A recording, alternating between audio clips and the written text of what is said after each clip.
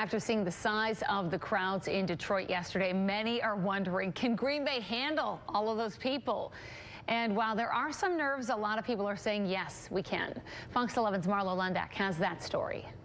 It's easy to assume that a year from now, the bars surrounding Lambeau Field will be overflowing with draft fans. Excited and nervous at the same time. Yeah, I mean, it's crazy to think about that Green Bay is going to be hosting an NFL draft. On day one, crowds in Detroit reached upwards of 275,000 people. And now the bars around the stadium know what they may need to prepare for. We're all used to game day crowd where it's usually maybe half the size of that, if not less. But we're definitely a little bit nervous seeing all those people, but we're excited actually to see them all come through. We want to bring them all in, you know. So it'll be a very good and stressful time, but we're ready for it. I mean, we're going to have to utilize our parking lot and every space here. I mean, everyone that worked here or, you know, other locations for us, we're going to be using everybody for our staff for that. And the best way to prepare is to have boots on the ground. Owners of bars like Stadium View and the bar on Holmgren Way made their way to Detroit to get an idea of what to expect, and local community leaders did the same. Living the reality of it, I think, opened our eyes a little bit more. Green Bay Police Captain Ben Allen says even after seeing the massive crowds, he still has no doubt that Green Bay can handle what's coming. He says thanks to their many law enforcement partnerships and their experience handling game days, they'll be ready. Being able to see it and watch how everything came together when the large crowds came, when they shut the gates down. Again, just seeing it happen and making it more real was a good learning experience for us. And Friday morning, Joel Gregozeski with the village of Ashwaubenon came back from Detroit with a new perspective, too. Sure, I think all of us kind of felt, to some degree, wow, the scale is much larger than we had anticipated. With that being said, we also were thinking about how the draft in Detroit will differ from what we're going to have here in Green Bay and some of the advantages that we have. So despite the scale, scope, and maybe some of the complexities, I think we're all confident, too, that we're going to be able to put together a wonderful showcase for our communities. What's the number one thing that sticks out in your mind? We got a lot of work to do. We got a lot of work to do. We have 12 months really to plan, prepare, and execute. So it's going to be all hands on deck from here on out. Again, businesses and community leaders are really excited about the draft here in Green Bay next year, but they're also really excited that they still have another year to prepare. In Green Bay, Marlo Lundak, Fox 11 News. All right. What's it been like for you so far?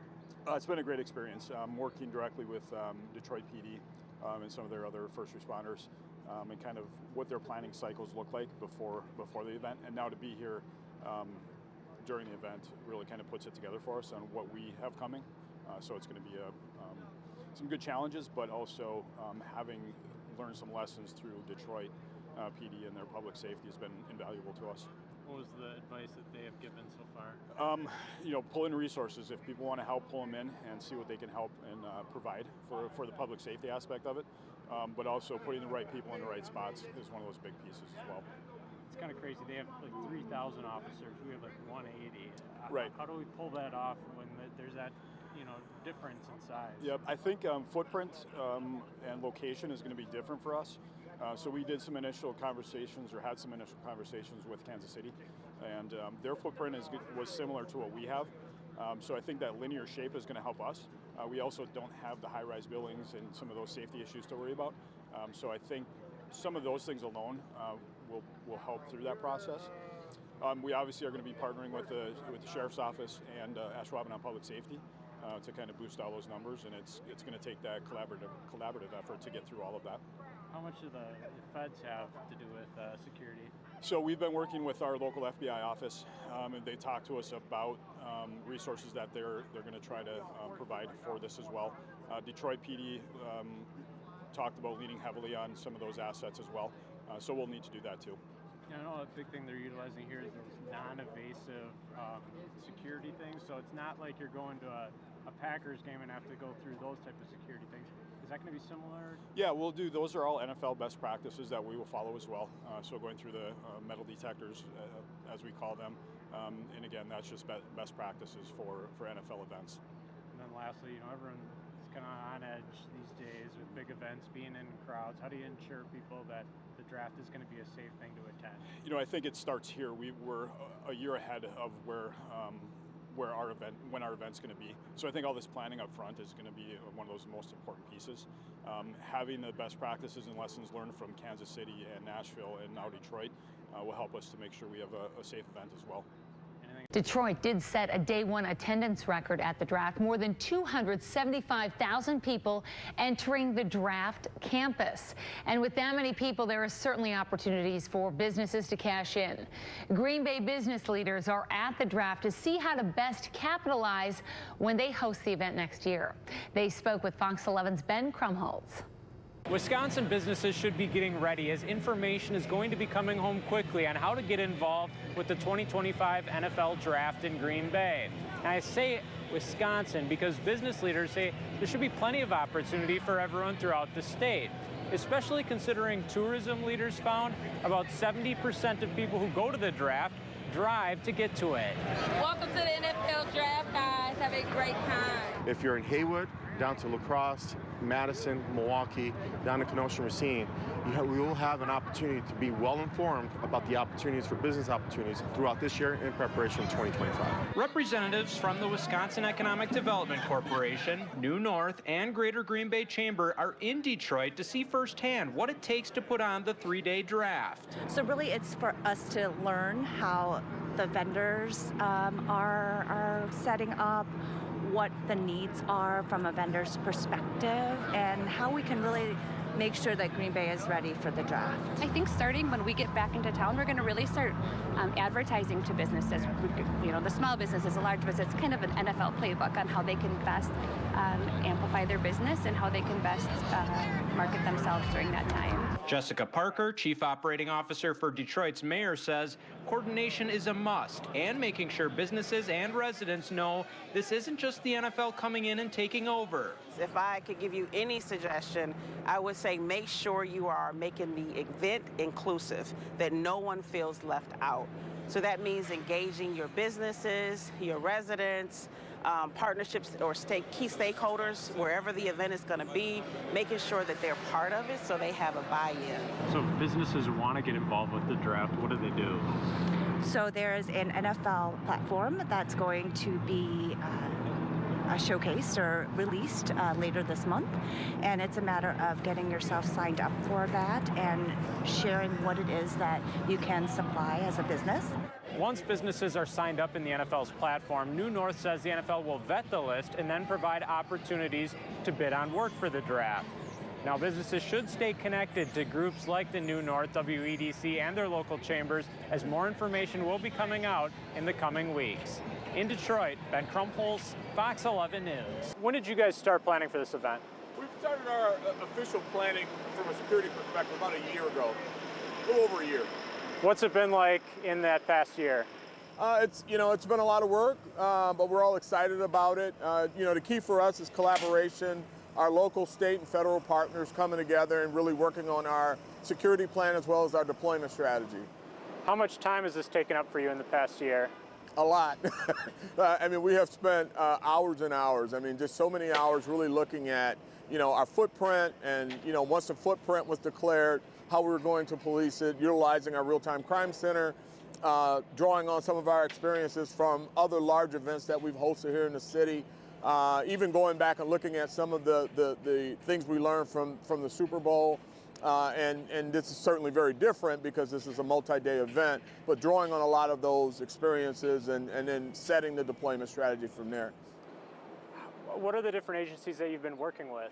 Well, our Sheriff's Department, we've got in our county, the Wayne County Sheriff's Department. Outside of our county, a really big contributor has been Oakland County Sheriffs, the ATF, the FBI, Homeland Security, just to name a few. Drawing on their resources. We've got an international border right behind me with Canada, and working with them. The Windsor Police Department will be here and providing resources, air support, officers on the ground, obviously, undercover officers on the ground, federal undercover officials on the ground, you name it. We've really brought it all to the table to have a successful event. How many people are in your department, your agency? We've got over 2,000 officers. Actually, with the new hiring, we've got close to 3,000 now. And we'll be deployed citywide. You know, we still have a city, the police runs to answer. We don't get a timeout because of the draft. So our deployment in our neighborhoods will meet our minimum staffing for that, and we'll be ready to go. Can you say how many officers you'll have down here at it? I won't say that, but I'll say that the numbers will be significant, and it won't just be Detroit. It'll be, as I indicated, our local federal and state partners, and there's a tremendous contribution from them as well. We also have deployed our real-time crime center. I don't know if you had an opportunity to see it yet, but it's one of the best in the country. We'll have all eyes on this footprint using all of our technology, our camera systems, and as you can see, if you look around, there's a lot of camera assets in this footprint. So you'll have that layered with traditional foot patrol, some technology things that'll be put in place, our mobile command posts, and a large number of officers, a large number. And I believe Corey was telling me a little bit about, you have an Evolve system. Can you explain what that is and how it works? Yeah, it's a non-invasive metal detector. As you know, that this footprint is weapons-free. It'll be deployed as part of the strategy. There will be no weapons at all, not just no firearms, no weapons. This whole area will be weapons-free for the 3 days. Is that a easy system? Do you need to take everything out of your pockets, or how does that work? No, it's actually completely non-invasive. You walk through it. You don't have to take anything out of your pockets. We'll be able to see if you're carrying a weapon, and we'll be able to make some immediate decisions based on that. So for people coming down, is it a very quick process then, just to get in here? Well, it won't be a quick process. I mean, you got to think about the, hundreds of thousands of people could potentially be here when the gates open. We have no way of knowing. We know how many people registered. I'm not going to share that number, but we know how many registered, and we know that we could be looking at upwards of 300,000 people at some point throughout the process. So you want to come early. You want to get in line early. You want to get your parking early. You want to get engaged early and get here and get inside of the footprint, because once it's at capacity, obviously it'll shut down. So would you say that getting in for security is similar to maybe going to a game at the Lions Stadium or Tiger Stadium? I think it'll actually be a little bit smoother than that. Evolve is completely non-invasive. You know the rules coming in, that there's no weapons. So when you go in the system, you don't have to take anything out of your pockets. You walk through the Evolve. It's a rather large system. It just identifies if you're carrying any weapons, and it pinpoints exactly where it's at, utilizing a digital system. And then we go, right into asking you about that weapon at that time. Who's the lead agency then? Is that you guys? Detroit Police Department. We're the lead agency. Okay. Has it been easy working with all the other groups? Yeah, we have a great working relationship. I mean, we've had significant crime reductions this year and last year, and we didn't get there by ourselves. It's our collaboration with our federal, state, and local partners, our Michigan State Police, and certainly our community. Our community is all in on this. They're all in on safety. They're all in on the elimination of violent crime. Got a great working relationship with them, and I think that they're poised to tell a new Detroit story and show off our city, which looks phenomenal. And it's just the absolute right time for an event like this for our city. Greenbay has it next year. Have you been in contact already with people from there, telling them the do's and don'ts of getting ready for this? I didn't get that granular with it yet. Our key lead on this project is Commander Fulgenzi. He spent some time with a captain from Green Bay. I happened to meet him, very professional gentleman. We talked very high level about the commitment of personnel, but I think he's rolling up his sleeves and really digging in with the commander and looking at all the preparations. So he'll be fully loaded with information that he can take back and share with everyone. I think our department, we might have, 180 officers. You guys got thousands. Can you imagine a department of that size putting on an event like this?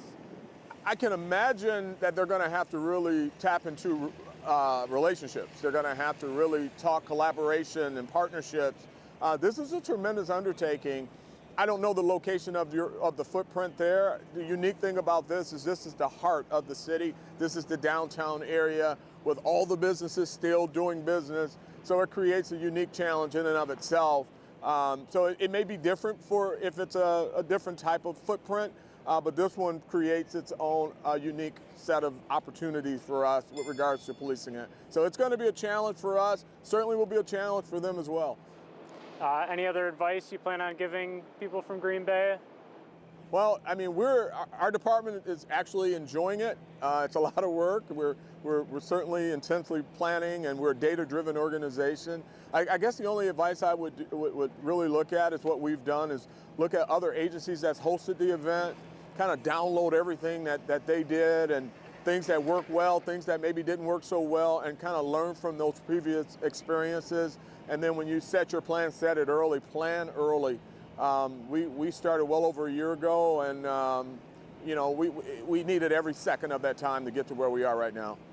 And lastly, you know, people are nervous going to events with large crowds in today's day and age.